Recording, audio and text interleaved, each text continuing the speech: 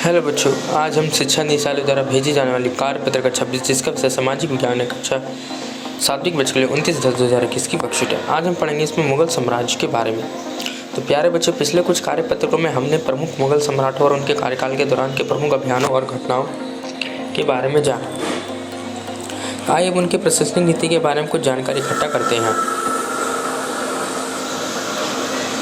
शुरुआत में मुगलों ने उन शासकों के विरुद्ध लगातार अभियान किए जिन्होंने उनकी सत्ता को स्वीकार करने से इनकार कर दिया। जब मुगल शक्तिशाली हो गए तो अन्य कई शासक ने स्वेच्छा से उनकी सत्ता स्वीकार कर ली। जैसे जैसे साम्राज्य में विभिन्न क्षेत्र सम्मिलित होते गए वैसे वैसे मुगलों ने तरह तरह के सामाजिक समूह के सदस्यों को प्रशासन में नियुक्त करना आरंभ किया। शुरू में ज़्यादातर सरदार तुर्की ये थे, लेकिन अब इस छोटे समूह के साथ साथ उन्होंने शासक वर्ग में ईरानियों, भारतीय, मुसलमानों, अफगानों, राजपूतों, मराठों और अन्य समूह को सम्मिलित किया। मुगलों की सेवा में आने वाले नौकर साहब मनसबदार कहलाए। मुगलों की शासन में आने वाले नौकर साहब क्या कहलाए? मनसबदार शासन कहलाए। मनसबदार शब्द का प्रयोग ऐसे व्यक्ति के लिए होता है जिन्होंने कई मनसब यानी कोई सरकारी हैसियत अथवा पद मिलता था। ये मुगलों द्वारा चलाई गई श्रेणी व्यवस्था थी जिसके जरिए 1 पद, 2, 3 एवं सैन्य उत्तरदायित्व निर्धारित किए जाते थे। पद और वेतन का निर्धारण किया जाता था कि संख्या पर निर्भर है। जाति की संख्या जितनी अधिक होती है दरबार में वहाँ भी जाति की प्रतिष्ठा उतनी ही बढ़ जाती है और उसका वेतन भी उतना ही अधिक होता है। 5000 जात वाले अभिजात को दर्जा 1000 जात वाले अभिजात से ऊंचा था। जो सैन्य उत्तरदायित्व मनसबदारों को सौंपे जाते थे उन्हीं के अनुसार उन्हें घुड़सवार रखने पड़ते थे। मनसबदार अपने सवारों के निरीक्षण के लिए लाते थे। वे अपने सैनिकों के घोड़े के दगवाते थे एवं सैनिक एक पंजीकरण करवाते थे। इन कार्रवाई के बाद उन्हें सैनिक को वेतन देने के लिए धन मिलता था। मनसबदार अपने वेतन राशि एकत्रित करने वाली भूमि के रूप में पाते थे जिन्हें जागीर कहते थे और तकरीबन इक्ताओं के सामने थी। परंतु मनसबदार मुक्तियों में भिन्न अपने जागीरों पर नहीं रहते थे और ना ही उन पर प्रशासन करते थे। उनके पास अपनी जागीर से केवल राशि एकत्रित करने का अधिकार था।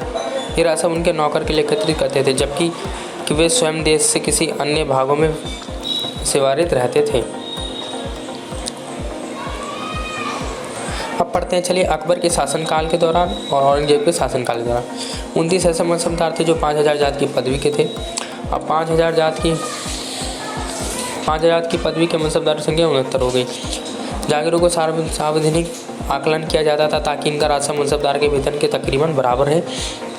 राजस्व मनसबदार के वेतन बहुत कम था। मनसबदारों की संख्या में भी अत्यधिक वृद्धि के कारण उन्हें जागीर मिलने से पहले एक लंबा इंतजार करना पड़ा था। इन सभी कारणों से जागीर की संख्या में कमी हो गई। फलस्वरूप कई जागीरदार जागीर रहने पर कोशिश करते थे कि वे जितना राजस्व वसूल कर सके कर ले। अपने शासनकाल के अंतिम वर्ष में औरंगजेब इन परिवर्तनों का नियंत्रण रख पाया। इस कारण किसानों का अत्यधिक मुसीबत को सामना करना पड़ा। तो आइए बच्चों प्रश्न उत्तर करते हैं। प्रश्न उत्तर करने से पहले चैनल पर नए तो चैनल को प्लीज़ सब्सक्राइब कर लीजिएगा, नोटिफिकेशन बेल को प्रेस कर लीजिएगा। तो मनसबदार और जागीर में क्या संबंध था? चलिए इसका आंसर लिखते हैं।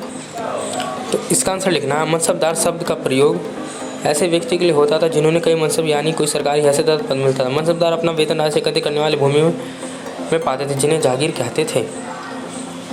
आइए दूसरा क्वेश्चन देखते हैं। दूसरे में बोला गया, मुगलों के लिए केवल तुरानी या ईरानी ही नहीं बल्कि विभिन्न पृष्ठभूमि के मनसबदारों से नियुक्ति क्यों महत्वपूर्ण थी? इसका आंसर लिखना है, मुगलों के साम्राज्य में विस्तार से मुगल साम्राज्य के क्षेत्रफल की भी बहुत अधिक वृद्धि हुई। इतने बड़े साम्राज्य की सुरक्षा करने वाले केवल तुरानी या ईरानी मनसबदारों के लिए संभव नहीं था। इसलिए शासक वर्ग में भारतीय, मुसलमानों, अफगान, राजपूत, मराठा तथा अन्य समूह में शामिल हुए मनसबदार कहलाए। इसका उद्देश्य समाज के सभी वर्गों को प्रसन्न रखना भी था। थर्ड क्वेश्चन देखते हैं, यदि जात एक मनसबदार के पद और वेतन का दायित्व था तो सवार क्या दिखता था?